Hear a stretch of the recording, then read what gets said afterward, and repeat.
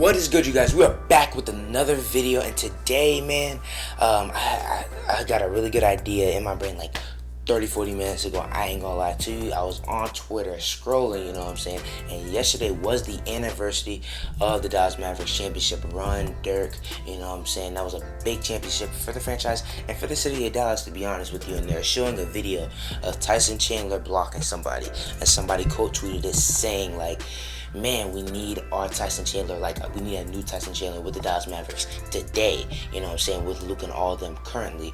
And that sparked a really good idea in my head. I'm gonna be talking about four players that would fit, four former players that would fit their current teams that they're on in these playoffs very, very good and almost perfectly fit the holes that they need, and the things that they're really, really bad at, they'll come in and really fix. So that's the idea I got, and I thought it was an insane idea, so I'm gonna talk about it with you guys today. If you like this type of content, go ahead and like a sub on the video if you haven't already, and let's get right into it. First player we got up, man, is J.R. Smith with the New York Knicks, man. The biggest problem with the New York Knicks in these playoffs, I mean, Trae Young did carve them up, and they were struggling on defense at times, but defense was not the problem, man. I mean, they were just hitting them, like, defense really wasn't the problem, in my opinion. They couldn't score. They cannot score to save their lives. Derrick Rose in the first couple of games were really, really good, but after you play him 37, 39 minutes a couple of times, he's just not the same player, and he can't score in bunches. You can't expect him to be that number one option when Julius Randle is struggling like that. And I feel a perfect player would be, like I said, J.R. Smith. He is a shot chucker. He's going to take some bad shots, but you needed that. You needed that confidence in somebody in that last series, because, boy, could nobody hit a shot on that team. I am not going to lie to you. And J.R. Smith is energizing. He's a sixth man of the year. His prime was probably with the New York Knicks. Sixth man of the year, electric, athletic, can shoot the three decently. That's what they needed in that series. And he probably wouldn't have been a sixth man. I'd say he'd be the starting two, putting Reggie Bullock to the bench. And I guess you have D Rose as a sixth man, and you put some point guard in there. I wouldn't put Alfred Payton, but if you want to, I don't really care. But man, with J.R. Smith in that lineup, if Julius Randle's struggling like that, I promise you J.R. Smith is taking 20 shots.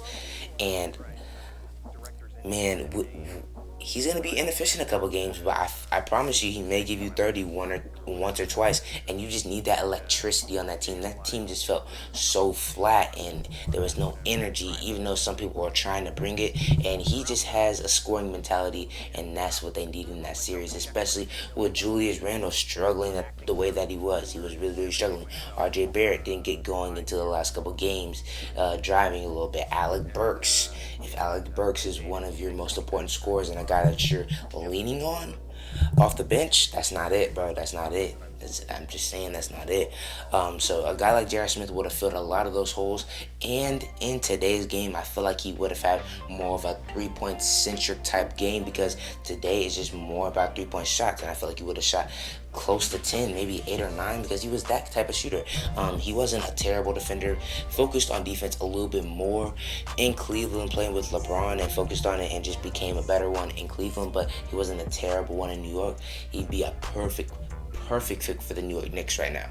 I was really, really trying and really attempting not to put superstars on this list, stars like this player on here, but in this circumstance, in this situation, he's literally the perfect player for this team, and that's the Philadelphia 76ers and Allen Iverson, man.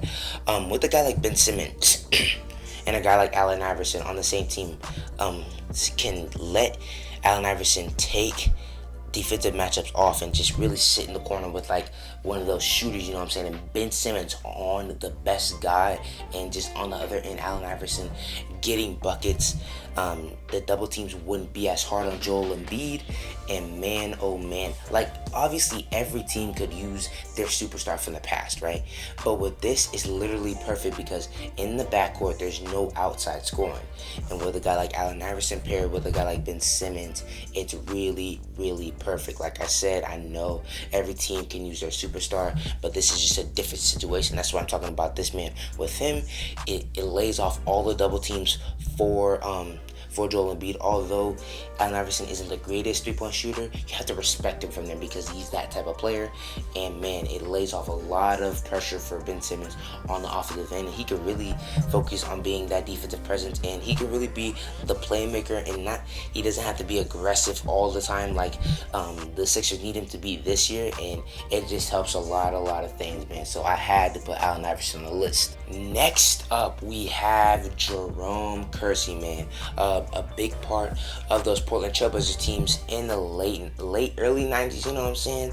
With Terry Porter, Clyde Drexler, people like that. And he was one of the better perimeter defenders during that time. And you know what the Portland Trailblazers problems these days are.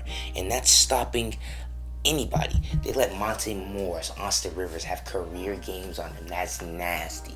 That is nasty. Michael Porter Jr., 26 points, 22 points in the first quarter. Just games like that are not acceptable. And when a guy like Jerome Kersey, he'll probably bring a certain type of energy to this team along with Damian Lillard and that perimeter defense that they need.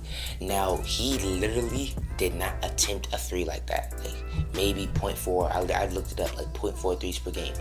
But with these type of players, he'd be a 3-and-D guy these days, and he would take threes. So although it's not the most perfect comparison because he just doesn't take threes, and if you look at it look at it straight up, he'd be a liability at the 3-point line. But if he grew up in today's game, he'd be a 3-and-D player, and with the intangibles that he has and how good of a defender he is, he'd be the perfect fit for the Portland Trailblazers, man. That's the defender that they need.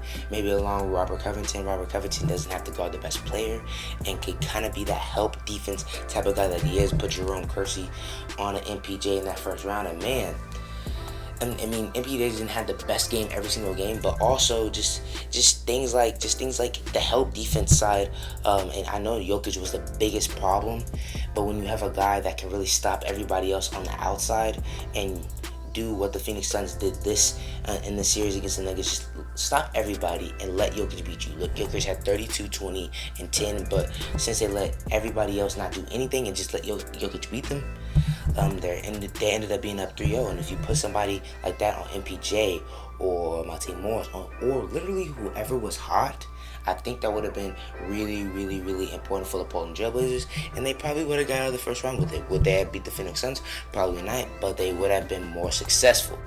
And last but not least, I teased this at the beginning of the vid, and also he's literally the reason why I made this episode. Seeing him on Twitter and seeing that guy, I hope I can find that tweet because it's literally really important to the reason why I made this video. But the guy I'm talking about is obviously Tyson Chandler with the Dallas Mavs, man. And boy, oh boy, is this literally a perfect one in my opinion. Now, you can talk about spacing, Boban Marjanovic was playing big playoff minutes for the Dallas Mavericks this playoffs. He was literally playing very important playoff minutes, bro. That's insane. And he was probably better than Kristaps in them. Literally, he was probably the best big man on the Dallas Mavericks roster at the end of those playoffs. That is, I'm not gonna get into Kristaps, man. I don't have the time for it. Anyway, man, Tyson Chandler would be a great role man and a great rim runner for a guy like Luka Doncic. Maybe take some of the pressure off of him, trying to score every single possession. They have kind of that off the bench with Willie Cauley-Stein and Dwight Powell, but it's not anywhere near to what Tyson Chandler is. And also on the defensive end is the most perfect thing ever. I feel we have above average, decently sized perimeter defenders and Tim Hardaway, Dorian Finney-Smith, and I say more closer to average with Maxi Kleber. Those three I feel are decent defenders, right? I feel like Jalen Brunson can be a decent defender, right? Let's think about some others. Josh Richardson is a pretty good defender, right? Luka, when he tries, is an okay defender. But when you have guys like Tyson Chandler and guys like Rudy Gobert, I feel that the Jazz perimeter defenders are decent defenders and above average defenders as well. I feel O'Neal and Bogdanovich are more above average. Ingles closer to average. Mitchell, same thing, because he just doesn't put that much effort into it. And Conley, they're all average to above average. But when you have a guy like Rudy Gobert and Tyson Chandler, and you have that safety blanket, and you trust the guy behind you, you're like, yeah, he may get by me, and I'm gonna play aggressive, right? And he may get by me, but I got bro right in front of the rim. I got Big Tyson. I got Rudy right in front of the rim, and that's just a different type of confidence that you can have on defense. I feel like that's what the guys in Utah have, and if we had Tyson Chandler, that's what the guys in Dallas would have, man. And this pick is way more important for the defensive side of the ball than it is for the offense. Obviously, he can be a decent role man for Luka Doncic, but on the defensive side, he probably brings a different type of confidence for the perimeter defenders on this Mavs team and makes them a way better defensive team. It doesn't let Kawhi Leonard come and pull up in his face and just letting people drive and get to the lane on them, like Nicholas Batum cutting behind people and all that stuff that happened in that first round. And who knows? I feel we win that series if we have a guy like Tyson Chandler. So I feel all these players make huge differences in their team, and that's why I wanted to make this video. And also, if y'all want me to make a part 2, man, go ahead and like this video. I need 10 likes on this vid to make a part 2, and I can make 4 parts of this because it's 4 teams every single part, and there's 16 teams in the playoffs. I don't want to do the non-playoff teams because why, you know what I'm saying? But for the playoff teams, go ahead and give me 10 likes on this video. That's all I got for you guys today, man. If you like this type of content, go ahead and sub on the channel, and I'll see you guys next time.